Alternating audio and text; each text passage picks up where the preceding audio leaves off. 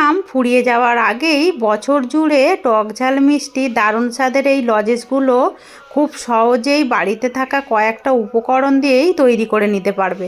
নমস্কার বন্ধুরা, কাজল ভিলেজ কিচেনে সকলকে স্বাগত জানাই। রোজকার মতো আজও রান্নাঘরে চলে এলাম। আজকের রেসিপি প্রথম থেকে লাস্ট পর্যন্ত দেখতে থাকুন, আশা করছি ভীষণ ভালো লাগবে। তো চলুন তাহলে শুরু করা যাক। এখানে দেখতে পাচ্ছ আমের লজেস করার জন্য আমি এখানে একটা কাঁচা আম কেটে নিয়েছি। তা আমটা এই যে ভেতরে যে একটা শক্ত মতো থাকে এইটাকেও কিন্তু কেটে ফেলে দিতে হবে। এখন যেহেতু বেশ শক্ত হয়ে গেছে, আর যদি নরম আম থাকে তাহলে কিন্তু সবটাই এইভাবে কেটে নেবে। আমটাকে খুব ভালো করে আমি ধুয়ে তারপরেই কেটে রেখেছি। এবারে এখানে নেব একটা মিক্সিং জার। মিক্সিং জারের মধ্যে সমস্ত আমটাই দিয়ে দেব। সমস্ত কেটে নেওয়া আমটাকে আমি দিয়ে দিলাম। এবারে এর মধ্যে দিয়ে দেব একটু অল্প জল, সামান্য জল দিয়ে এবারে ঢাকা দিয়ে খুব ভালো করে এটাকে বেটে নেব। আগে ভালো করে আমি আমটাকে মিক্সিতে দিয়ে এইভাবে বেটে নিলাম। তো এইখানে দেখতে পাচ্ছ খুব ভালো করে কিন্তু বেটে নিয়েছি। এর মধ্যে কিন্তু তবুও অল্প একটু দানা দানা মতো থাকে, তার জন্য কি করব, এখানে নিয়ে নেব এরকম একটা ছাঁকনি। ছাঁকনির মধ্যে সমস্ত বেটে নেওয়া আমটাকে আমি দিয়ে দেব। তো আমাদের আমের যে জুসটা ওইটাই আমাদের লাগবে। এবার আমি এটাকে খুব ভালো করে এইভাবে একটু যদি চামচ দিয়ে নাড়ানাড়ি করি তাহলে কিন্তু খুব সহজেই আমের যে পাল্প রয়েছে ওইটা কিন্তু বাটির মধ্যে খুব সহজেই দেখছো বেরিয়ে যাচ্ছে।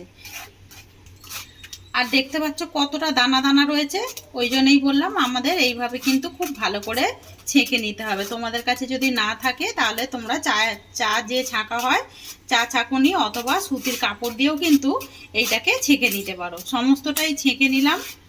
এবার আমি এটা একটা বাটিতে করে মেপে নেব। এখানে আমি আবারও একটা বাটি নিয়ে নিয়েছি। এই বাটির মধ্যে সমস্তটাই ছেঁকে নেওয়া আমের জুসটাকে আমি দিয়ে দেব। সমস্ত আমের জুসটা আমি দিয়ে দিয়েছি। বাটি করে মাপার কারণ হচ্ছে যতটা আমাদের আমের জুস থাকবে মাপ মতো উপকরণগুলো নিতে হবে। এইটাকে আমি কড়ার মধ্যে দিয়ে দেব। তো দেখতে পেয়েছো কতটা ছিল, এক বাটির থেকে বেশ কিছুটা কম ছিল। যতটা ঠিক মানে আম ছিল ততটাই আমি এখানে চিনি দিয়ে দিচ্ছি। তো এটা এমনিতে যেহেতু আমের লজেস একটু মিষ্টি মিষ্টি একটু টক টক থাকলেই খেতে ভালো লাগবে। তোমরা যদি পুরো মিষ্টি করতে চাও তাহলে চিনিটা বাড়িয়ে অথবা কমিয়েও এর মধ্যে ব্যবহার করতে পারো। এখানে আমি চিনিটাও দিয়ে দিলাম। দিয়ে এবারে আমের সঙ্গে খুব ভালো করে মিশিয়ে নেব। আর এই সময় কিন্তু গ্যাসটাকে একটু আস্তে রাখতে হবে। আর এবারে এখানে দিয়ে দেবো আমি অল্প করে একটু লবণ, মানে মাপ মতো লবণ।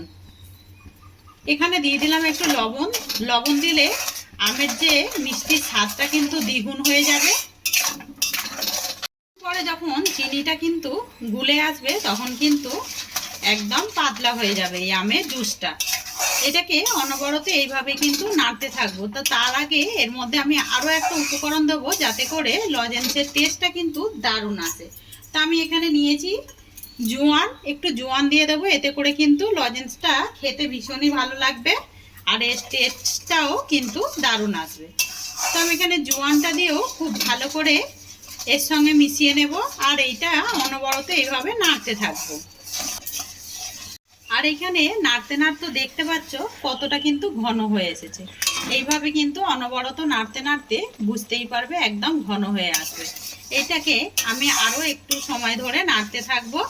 এখানে 1 মিনিট মতো হয়ে গেছে। বেশ আমটাকে আমি ভালো করে নাড়াচাড়া করে জাল করে নিয়েছি। আর কতটা ঘন হয়ে গেছে দেখুন, অনেকটা পাতলা ছিল কিন্তু ঘন হয়ে গেছে। এবারে এটা যে লজেস হবে সেটা কি করে বুঝবো, তার জন্য বাটিতে এখানে বেশ কিছুটা নিয়েছি জল। জলের মধ্যে দিয়ে দেব সামান্য একটু যে আমের এই মিশ্রণটা। এবারে এটাকে আমি তুলে দেখব। দেখো জল থেকে কতটা জমাট বেঁধে গেছে, কত সুন্দর একদম একসঙ্গে হয়েছে, মানে লজেন্স হবার মতো একদম মিশ্রণটা রেডি। তো এটা ফেলে দেব না, এরই মধ্যে দিয়ে দেব। দিয়ে আর একটু নাড়াচাড়া করে নেব। এবারে এর মধ্যে আমি কিছু টেস্ট হওয়ার জন্য দিয়ে দেব আমি বিট নুন। তো বিট নুনটা দিলে পরে এই টেস্টটা কিন্তু দারুণ আসবে। আর দেবো এখানে গোলমরিচ গুঁড়ো। আমি এটাকে ঘরেই গুঁড়িয়ে নিয়েছি, এতে করে কিন্তু এর টেস্টটা দারুণ আসবে আর ঝাঁঝটাও কিন্তু দারুণ হবে। তোমাদের কাছে যদি গুঁড়ো থাকে তাহলেও কিন্তু দিয়ে দিতে পারো। এবারে সমস্ত উপকরণগুলোকে দিয়ে ভালো করে একটু মিশিয়ে নেব। এর মধ্যে কাঁচা আমের একটা রং হবার জন্য দিয়ে দেব অল্প একটু ফুড কালার।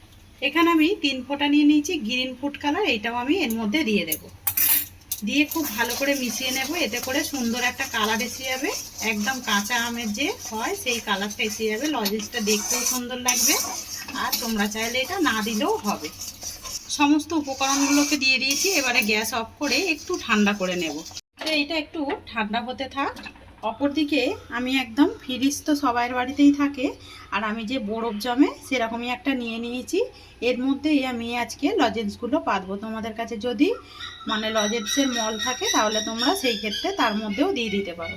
এবারে আমি এখান থেকে নিয়ে নেব বেশ কিছুটা মিশ্রণ, নিয়ে এর মধ্যে দিয়ে দেব।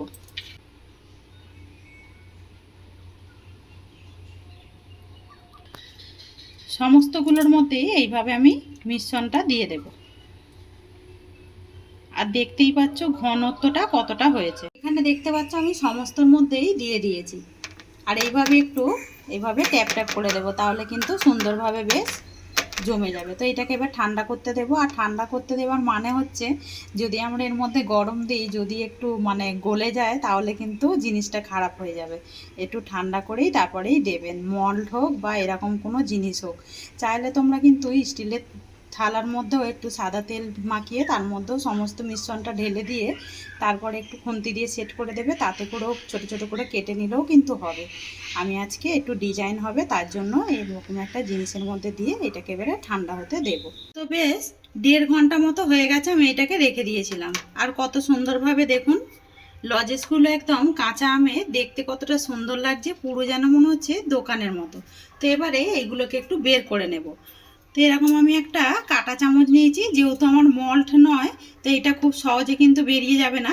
একটু সাইড দিয়ে এইভাবে আমরা চাপ দেব, চাপ দিলে কিন্তু খুব সহজেই দেখবে এইভাবে বেরিয়ে আসবে।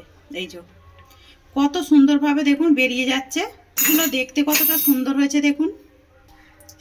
তো দেখতে পাচ্ছ খুব সহজেই কিন্তু লজেসগুলো উঠে যাচ্ছে। তো আমি আরও একটা বের করে দেখাচ্ছি। তোমরা কিন্তু বাড়িতে থাকা কিছু উপকরণ দিয়ে দেখো কত সুন্দর একদম কাঁচা আমের লজেস কিন্তু রেডি হয়ে যায়। আর ডিজাইনটাও কিন্তু বেশ একদম দারুণ হয়েছে।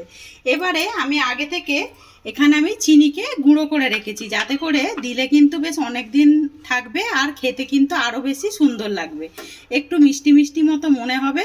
তো এখান থেকে একটা করে লজেস নিয়ে নেব, নিয়ে আমি এর মধ্যে একটু কোট করে নেব। এতে করে লজেসগুলো কিন্তু আরও বেশি দেখতে সুন্দর হবে, খেতে তো আরও বেশি সুন্দর লাগবে। তো দেখতেই পাচ্ছ কত সুন্দরভাবে কিন্তু একটা লজেস আমরা রেডি করে নিলাম। তো এখান দিয়ে আরও একটা নিয়ে নেব আমি, যেহেতু ছাড়িয়ে রেখেছি। আর আমি একটু ঠুকে দেখাচ্ছি কত সুন্দর দেখুন, একদম কিন্তু নরম নেই, দারুণভাবে কিন্তু জমেও গেছে।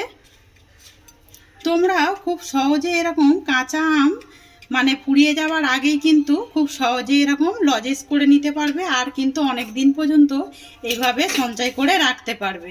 তো সমস্ত লজেসগুলোকেই আমি এইভাবে ট্রে থেকে তুলে নেব আগে। তো কাঁচা আমের লজেসগুলো আমি কিন্তু সুন্দরভাবে চিনির মধ্যে, চিনি গুঁড়োর মধ্যে কোট করে নিয়েছি, আর দেখতে আরও বেশি সুন্দর লাগছে, খেতে কিন্তু ভীষণই মজাদার হয়। তো আজকের রেসিপি আপনাদের কীরকম লাগলো অতি অবশ্যই কমেন্ট করে জানাবেন। যদি ভালো লেগে থাকে একটা লাইক করে দিয়ে এইভাবে আমার পাশে থাকবেন, আমাকে সাপোর্ট করবেন। আমার এরকম নিত্য নতুন রান্নার জন্য পাশে থাকা বেল আইকনটি প্রেস করবেন। সবাই ভালো থাকবেন, সুস্থ থাকবেন, ধন্যবাদ। আবারও কোনো নতুন রেসিপি নিয়ে ফিরে আসবো। আজকের মতো এই পর্যন্ত।